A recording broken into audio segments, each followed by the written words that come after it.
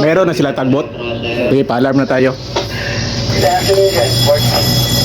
Koy, sa awa ng Panginoon, maganda yung panahon. Shoutout pala sa taga Meridian. Umalis na pala yung papalitan namin. Kaya kami naman yung susunod na papasok para mangarga. Kami pala yung isa sa pinakamaliit na barko na bumabiyahing Manila. Naghihintay na pala ang mga magagaling na piloto sa Manila. Magandang hapon dyan. Pa-traka naman tayo ngayon. Ito na yung pilot natin. Pilot on board. Pati na rin yung dalawang malalaking tagbot dito sa pilot station. Kapag magmanyubrada ka, manalangin ka palagi. At focus ka palagi 180 degrees from Purwa to Pupa. At 90 degrees naman abeam sa landmark sa yung bridge. At mag-approach ka naman 45 degrees. Kapag 2 ships ka na stop engine, pero depende if laden or ballast yung barko mo. 1K ahead. Okay, clear na Don Alfredo, Senior 3. Sir, bago mag-abim.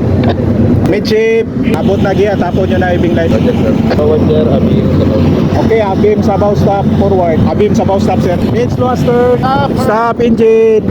Sige, bigay agad yung spring line po pa. Okay, ilang meters yung atrasan? Okay, 5 meters atras. Padikit muna tayo. Roger, sir. Copy. Kapag in position ka na, patulak ka na lang ng tagbot para makadikit yung Finish barko. engine. Shoutout pala sa isa sa pinakamagaling at batang piloto dito sa Manila, si Captain Sales. Bago bababa, picture muna kami. Forward, tag kasi off. Thank you. Thank you.